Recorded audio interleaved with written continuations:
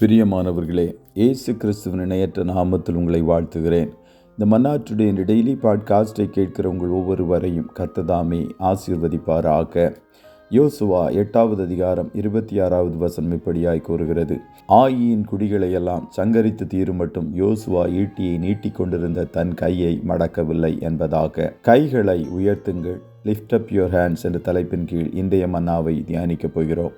கைகளை உயர்த்தி ஜெபிப்பதன் வல்லமையை கிறிஸ்தவர்களாகிய நாம் தெரிந்து கொள்வது மிகவும் முக்கியம்.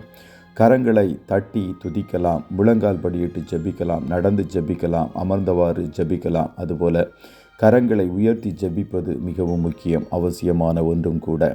யோசுவா ஆயி பட்டணத்தை பிடித்து தீரும் மட்டும் நீட்டின தன்னுடைய கையை மடக்கவில்லை. இந்த ரகசியத்தை கர்த்தர் மோசே மூலமாக ஏற்கனவே யோசுவாவுக்கு கற்பித்து கொடுத்திருந்தார். அமலேக்கியர்களை முறியடிக்கும்படி மோசே யோசுவாவை யுத்த களத்தில் நிறுத்தினான். மோசேயும் ஆரோனும் ஊரும் மலையின் மேல் ஏறி கரங்களை உயர்த்தி ஜெபித்தார்கள். மோசேயின் கரங்கள் எப்பொழுதெல்லாம் கீழே இறங்குகிறதோ அப்பொழுது அமலேக்கியர்கள் இஸ்ரவேல் ஜனங்களை மேற்கொண்டார்கள்.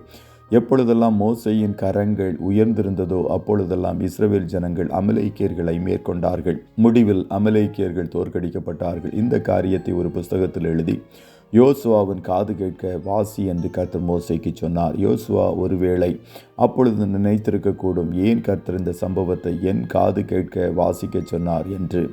இந்த சம்பவத்தை நாம் யாத்திராகமம் 17ஆம் அதிகாரத்தை வாசிக்கும் போது அறிந்து கொள்ளலாம். யோசுவா ஆயி பட்டணத்தை பிடிக்கும்போது மோசே மூலமாக கர்த்தர் கற்பித்து கொடுத்த அதே மாதிரியை யோசுவா பின்பற்றுவதை யோசுவா 8ஆம் அதிகாரத்தை வாசிக்கும் போது அறிந்து கொள்ளலாம்.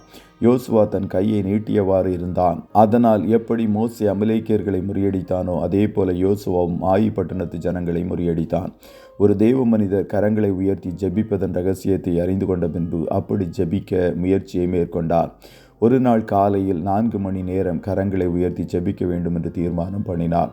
ஜெபம் ஆரம்பித்த 10 நிமிடங்களில் அவர் கை வலியினால் தளர்ந்து போனது. இருந்தாலும் விடாமல் தன்னுடைய இருதயத்தை கர்த்தருக்கு நேராக திருப்பி இடைவிடாமல் கரங்களை உயர்த்தி ஜெபித்து கொண்டே இருந்தார். கர்த்தருடைய பிரசன்னம் அளவில்லாமல் அந்த இடத்தை மூடியதை அந்த தேவ மனிதர் உணர்ந்தார். கர்த்தர் அவரை கொண்டு செய்ய வேண்டிய காரியங்களை தரிசனங்களில் வெளிப்படுத்தினார். அந்த நாளில்தான் ஊழியத்தின் முக்கியமான காரியங்களை கர்த்தரிடம் பெற்றுக்கொண்டார். ஜெபம் முடிந்தவுடன் அவர் சொன்னார், ஆரம்பத்தில் கஷ்டமாக இருந்தது, ஆனால் 4 மணி நேரம் எப்படி போனது என்றே தெரியாத வண்ணம் கர்த்தர் தேவ பிரசன்னத்தினால் நிரப்பினார் என்பதாக. நீங்கள் கரங்களை உயர்த்தி ஜெபிக்கும் போது கர்த்தர் உங்களுக்காக யுத்தம் பண்ணுவார். நீங்கள் சும்மா இருப்பீர்கள், நீங்கள் ஜெயத்தை பெற்றுக்கொள்ளுவீர்கள், தேசத்தை சுதந்திரித்துக் கொள்ளுவீர்கள். ஏதோ ஒரு காரியத்தில் தோல்வி, கவலை, மீள முடியாத கடன் சுமை, தாங்கிக் கொள்ள முடியாத பாரம் என்ற சூழ்நிலையில் இருப்பீர்கள் என்றால் இன்று முதல் கரங்களை உயர்த்தி ஜெபித்து பாருங்கள். காரியம் ஜெயமாய் முடிவதை பார்ப்பீர்கள். ஆரம்பத்தில் ஒருவேளை கொஞ்சம் கஷ்டமாக இருக்கலாம் அல்லது கரங்கள் வலிக்கலாம். இருந்தாலும் விடாமல் முயற்சி செய்யுங்கள். வெற்றியுள்ள வாழ்க்கை வாழ, ஜெயமுள்ள ஜீவியம் செய்ய, எதிரிகளை வீழ்த்த கரங்களை உயர்த்தி ஜெபம் செய்யுங்கள். அப்போஸ்தலனாகிய பவுல் தீமோத்தேயுவுக்கு எழுதும்போது கூட 1 தீமோத்தேயு 2:8 அன்றியும் புருஷர்கள் கோபமும் தர்க்கமும் இல்லாமல் பரிசுத்தமான கைகளை உயர்த்தி எல்லா இடங்களிலேயும் ஜெபம் பண்ண வேண்டும் என்று விரும்புகிறேன் என்று சொல்வதை பார்க்கலாம்.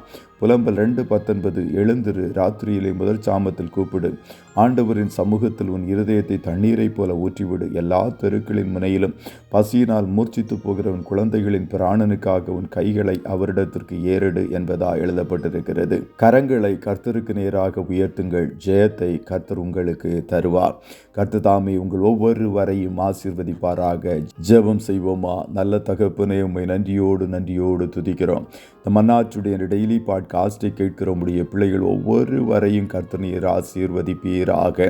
ஆண்டவரே, எல்லா இடங்களிலும் எங்கள் கரங்களை உமக்கு நேராக உயர்த்தி நாங்கள் ஜெபிக்க கர்த்தர் எங்களுக்கு நீர் உதவி செய்வீராக. உம்முடைய பிள்ளைகள் எங்கெல்லாம் கரங்களை உயர்த்தி ஜெபிக்கிறார்களோ அங்கெல்லாம் கர்த்தர் நீர் ஜெயத்தை கட்டளையிடப் போகிறீர்.